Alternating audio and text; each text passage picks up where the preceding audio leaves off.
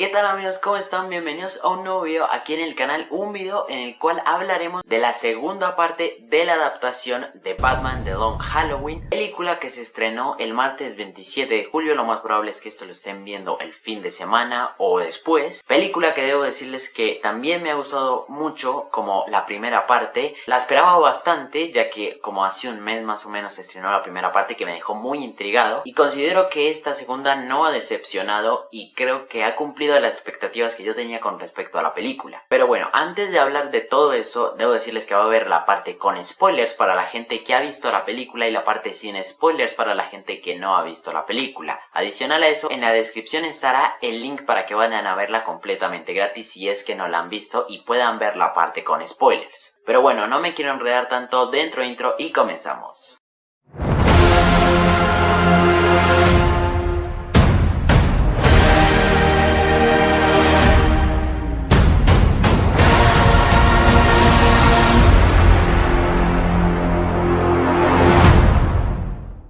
Para hablar libremente de la película tenemos que hablar sin spoilers. Sin spoilers creo que es básicamente lo que les dije la última vez, que es una película que tiene cambios con lo que respecta al cómic, pero a diferencia de la primera parte, estos cambios sí que repercuten en lo que es la historia como tal. A diferencia de la parte anterior, digamos que tenía cambios que sí o sí apuntaban a lo que íbamos a ver después en esta segunda parte, pero aquí ya los cambios apuntan a que sí o sí lo que cambia ya no tiene retroceso, si así lo queremos llamar, porque sí o sí plasma la esencia como tal del cómic, pero con sus cambios, con sus variaciones, que le quitas esto, que le añades esto, entonces son ese tipo de cosas que sí cambian con lo que respecta a la esencia final del cómic, pero como tal la idea y el concepto de The Long Halloween se vio muy bien plasmado en lo que respecta a la adaptación animada. Considero que este primer intento de adaptar un cómic tan complejo, con tantas cosas como es The Long Halloween, estuvo bien hecha. Considero que los cambios que se hicieron también estuvieron bien hechos, porque sí o sí se muestra la esencia final de festivo, el concepto principal festivo en el cómic. También hay cosas que sí me faltaron con lo que respecta a la historia como tal del cómic. Considero que la historia estuvo bien plasmada en ambas partes. Creo que esta segunda ya te deja, o sea, sí o sí para ver esta segunda parte tienes que haber visto la primera, porque si no, no vas a entender muchas cosas. Y digamos que la primera tenía un problema que era que te introducía muy rápido, pero esta cumple con esa función de como introducirte rápido para ya seguir con lo que es el hilo de la historia que dejó la primera parte. Y creo que eso fue un factor que generó que poco a poco te fueras entrañando más en lo que es la historia del cómic y como que en la película como tal. Obviamente no es la mejor adaptación de un cómic, ni es la mejor adaptación ni película animada de Batman, pero considero que, como les digo, se hizo un buen trabajo.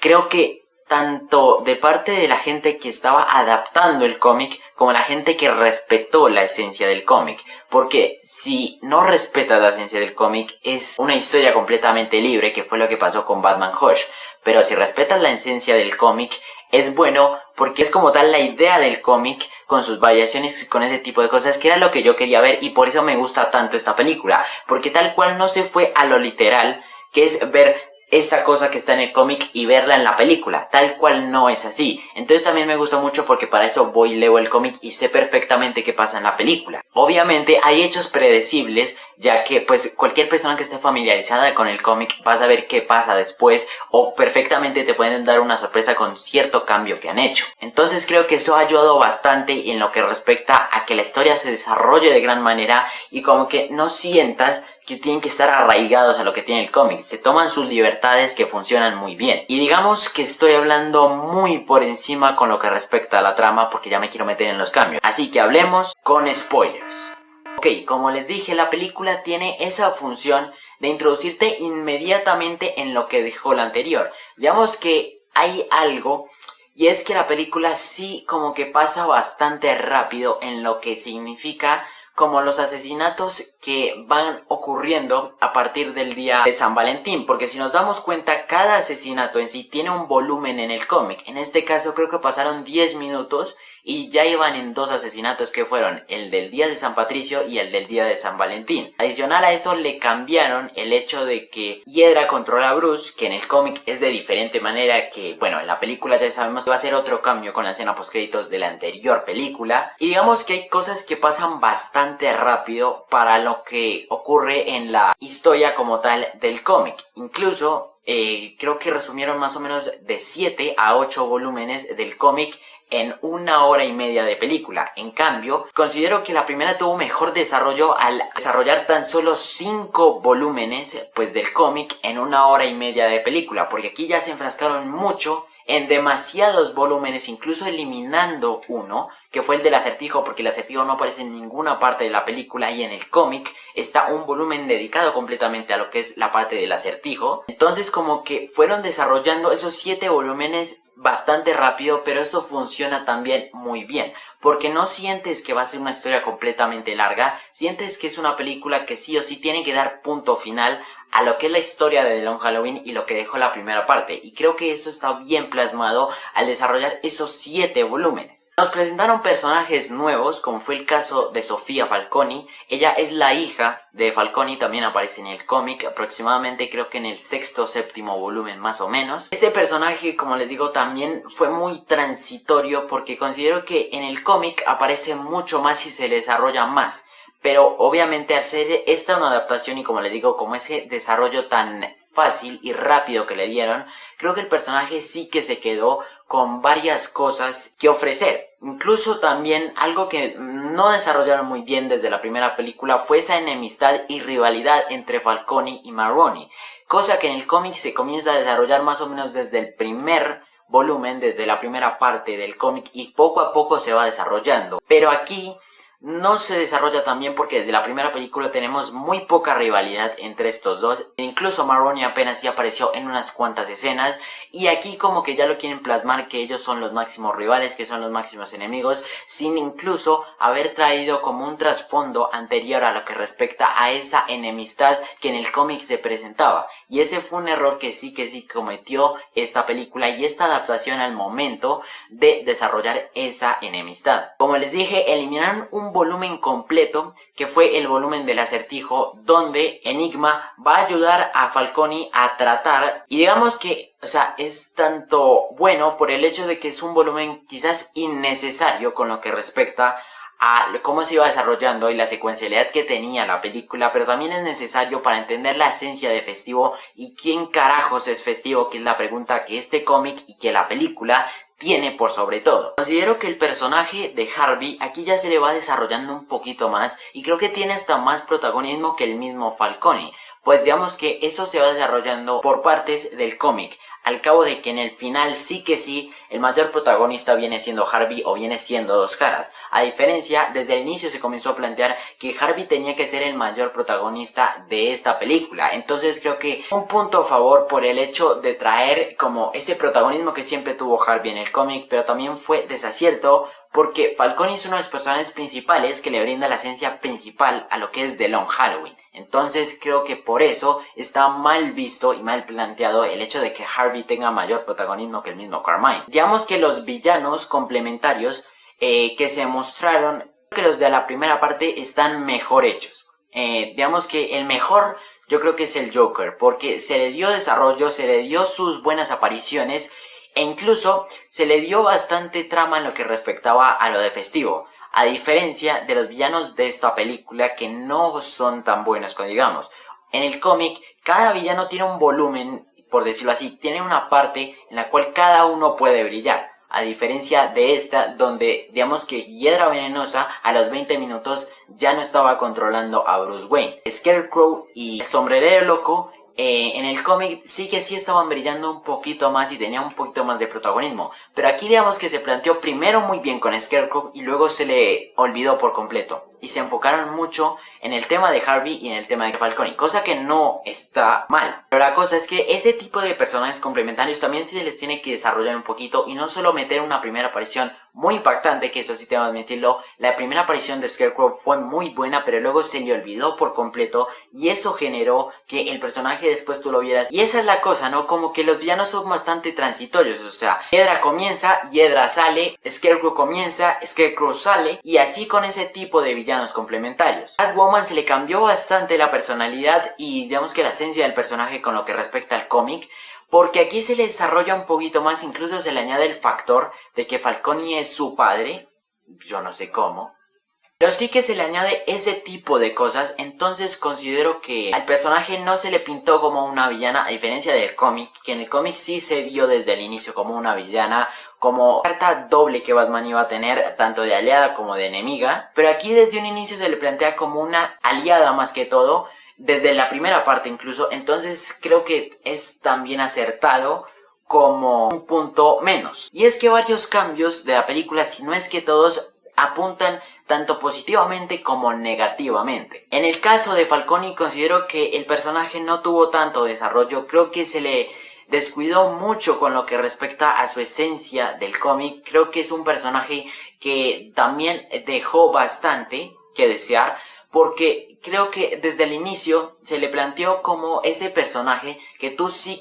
tenías que conocer la historia para saber quién es él y para conocer realmente la historia de Falcone en este cómic. Entonces para mí, por eso es que se me hace como tan flojo en lo que respecta a su desarrollo. Y sé que muchos incluso lo van a recordar por lo que es ese personaje que sin duda alguna es un hijo de en el cómic, pero aquí como que no se plantea tan bien como yo lo esperaba, para ser honesto, porque Falcone es un principio fundamental en lo que respecta a la historia, y creo que en esta adaptación no se vio tan bien reflejado. La transformación de Harvey, o por lo menos cuando Maroni le lanza el ácido, creo que está muy bien hecha. De hecho, esa escena es muy impactante. Yo sabía a lo que iba a desembocar eso, pero digamos que fui anticipando la escena, y entonces cuando lo vi con el ácido en la cara, cuando lo vi retorciéndose, como con esa atmósfera de caos, de locura, yo la verdad es que estuve muy, pero que muy intrigado, porque tal cual plasmaron como la viñeta del cómic. Y la primera vez que yo lo leí sí quedé como que what the fuck, o sea, aquí nació Dos Caras, aquí nació uno de los villanos más recordados de Batman por siempre. Entonces creo que se vio muy bien plasmado en lo que respecta a esa parte tan importante en el cómic. Digamos que hay varios asesinatos que se cambian con lo que respecta a la historia del cómic, por ejemplo la de la hermana de Falcone, de Carla Beatty. Hay 3 eventos simultáneos en lo que respecta a cuando Dent se convierte en Dos Caras. El primero, que es cuando le lanzan el ácido; el segundo, que es el cumpleaños de Falcone, que en el cómic supuestamente fue después; y el tercero, que es cuando Carla va a inspeccionar los archivos que se tenían acerca de Festivo, y ahí es cuando Festivo la mata. Aunque también me gustó pues por el hecho de cambiar ese tipo de cosas que no tienen que ser tan literales, ¿no? Porque se van a enfrascar mucho en todo, y eso hace que tal cual, pues quienes no estén relacionados con el cómic pues no lo iban a entender tan bien. Creo que un factor muy importante para lo que es la historia de Batman y para entender cómo su comportamiento es el hecho de que desarrollan muy bien lo que respecta a su miedo y como que eso que siempre lo ha atormentado, que es el homicidio de sus padres.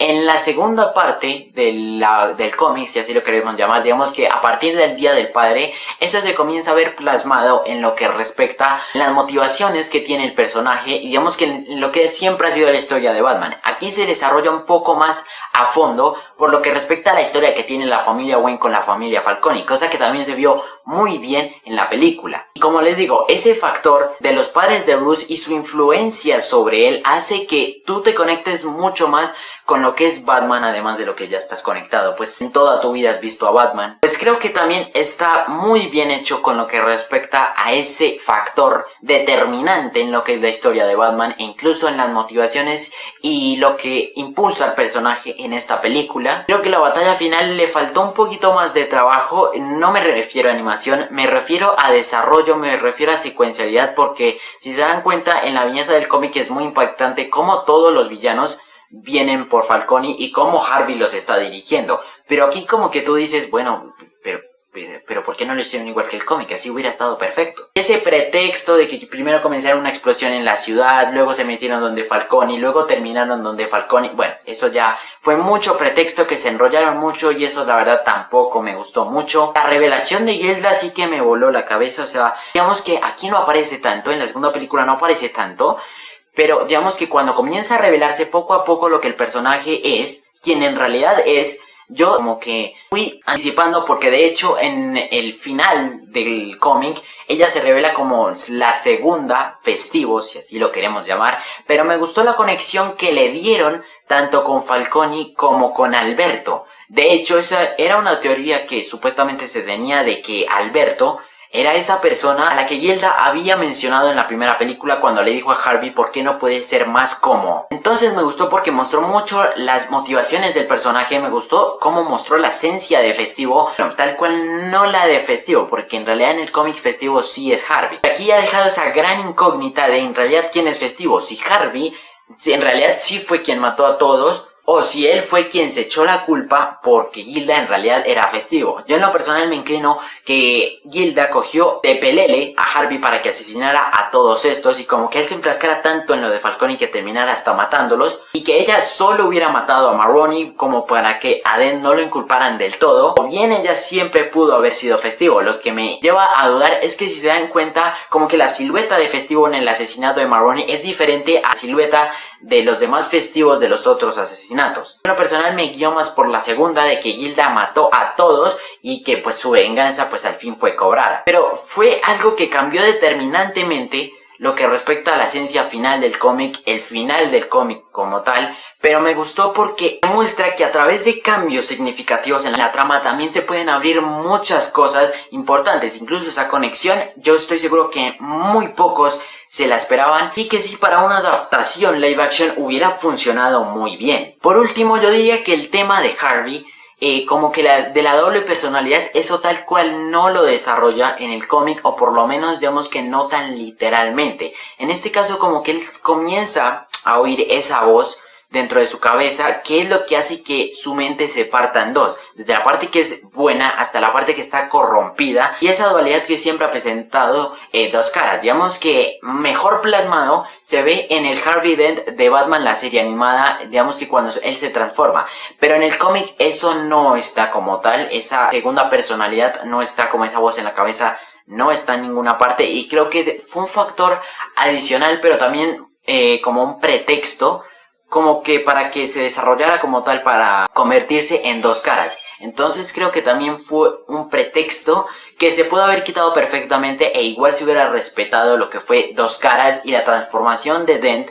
en el cómic. Porque digamos que hay escenas complementarias que justamente respaldan esa postura de las dos personalidades que tiene Harvey, incluso al cabo como que de transformarlo así tan rápido que tú dices, bueno, ya pasó a ser Dos Caras, dejó de ser Harvey Dent. Entonces creo que eso también se hubiera podido evitar, e igual iba a ser la misma historia, e igual iba a desembocar en lo mismo. Funcionó más como pretexto que como un factor adicional que iba a respaldar la idea que se planteó. Al final creo que está bien hecho, creo que se respecta como ese vacío que te deja con lo que concierna a Harvey Dent y a su transformación. O sea, tú estabas acostumbrado a verlo como un hombre correcto, y de la nada que pase a eso, a traicionar en todo lo que creía, pues creo que sí está muy bien hecho. El final, como les digo, de Gilda, muy plot twist.